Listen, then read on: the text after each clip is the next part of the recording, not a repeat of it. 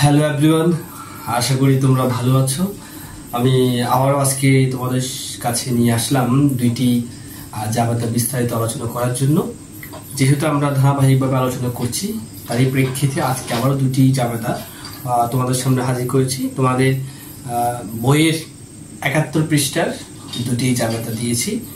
Debit এবং ক্রেডিটটা আমি তোমাদেরকে একটু বুঝিয়ে দেওয়ার চেষ্টা করবো। ওকে, আচ্ছা, এখানে দেখতে পাচ্ছ একটা হচ্ছে আন্তঃফেরত আর 2 নম্বর হচ্ছে পুরাতন আসবাবপত্র বিক্রয়। আচ্ছা, আন্তঃফেরত মানে হচ্ছে বিক্রয় ফেরত। ওকে, অর্থাৎ একটা পণ্য তুমি যখন বিক্রয় করেছো, এই পণ্যটা আবার ফেরত চলে আসছে। অর্থাৎ তুমি একটা পণ্য যখন বিক্রি করেছো, তোমার টাকাটা বৃদ্ধি পেয়েছে, টাকা চলে আসছে, তোমার পণ্য চলে গিয়েছে, নগদে টাকা পেয়েছো, নগদ হিসাব ডেবিট। এরপর নগদ হিসাব ডেবিট করেছো আর বিক্রয় করার ফলে তোমার আয় বৃদ্ধি পেয়েছে, আয় বৃদ্ধি পেলে ক্রেডিট। তখন তুমি নগদ হিসাব ডেবিট, বিক্রয় হিসাব ক্রেডিট করেছো। এখন যখন পণ্যটা ফেরত চলে আসছে, অর্থাৎ হয়তো কোনো একটা প্রবলেমের কারণে তোমার ক্রেতা অসন্তুষ্ট হয়ে পণ্যটা তোমাকে ফেরত দিয়েছে, তখন তোমাকে টাকাটা ব্যাক করতে হবে।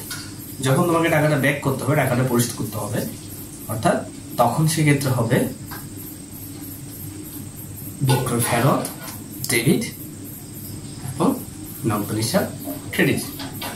অর্থাৎ তোমার আয়টা এখন কি হয়ে গেছে, কমে গেছে। বিক্রয় করার ফলে তোমার যে আয়টা বৃদ্ধি পেয়েছিল, এবার বিক্রয় ফেরত তো টাকাটা পরিশোধ করে ফেলতে হচ্ছে। তখন এইটা হবে আন্তঃফেরত হিসাব ডেবিট, নগদ টাকা কমে গেছে, নগদ হিসাব ক্রেডিট। এই তো আমি যাওয়া যেটা করে দিচ্ছি, এখানে হচ্ছে আন্তঃফেরত, অথবা লিখতে পারো বিক্রয় ফেরত। আন্তঃফেরত হিসাব ডেবিট,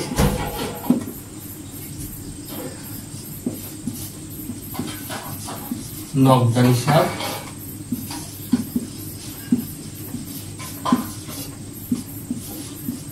ক্রেডিট। ওকে, অর্থাৎ আন্তঃফেরত হিসাব ডেবিট, নগদ হিসাব ক্রেডিট। এ হচ্ছে জাবেদা। এবার হচ্ছে পুরাতন আসবাবপত্র বিক্রয়। ওকে, তোমার আসবাবপত্র ছিল, এগুলো এখন তুমি কি করবা, বিক্রি করে দিবা।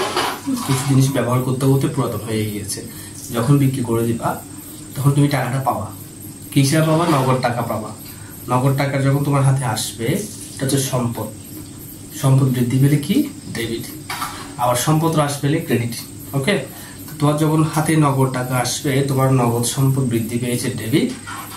আর কোন সম্পদ চলে গিয়েছে, ওই যে পুরাতন আসবাবপত্র বিক্রি করার কারণে এই জিনিসটা চলে গিয়েছে। অর্থাৎ আগে তোমার কাছে সম্পদ ছিল, তোমার কাছে একটা সম্পদ ছিল, এবার সম্পদটা চলে গেছে, নগদ টাকা আসছে। তাহলে কি হবে, নগদ হিসাব ডেবিট, সম্পদ বৃদ্ধি পাওয়ায় নগদ টাকা বাড়লো, নগদ হিসাব ডেবিট। আর ওই যে আসবাবপত্র জিনিসটা চলে গিয়েছে, সম্পদ কমে গেছে, তাহলে আসবাবপত্র হিসাব ক্রেডিট। তাহলে কি হবে, নগদ টাকা আসছে, নগদ হিসাব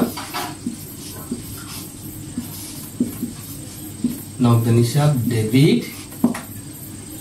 তারপর আসবাবপত্র বিক্রি করায়, পুরাতন আসবাবপত্র বিক্রি করায় চলে গিয়েছে আসবাবপত্র, সম্পদ কমে গিয়েছে, তাহলে আসবাবপত্র হিসাব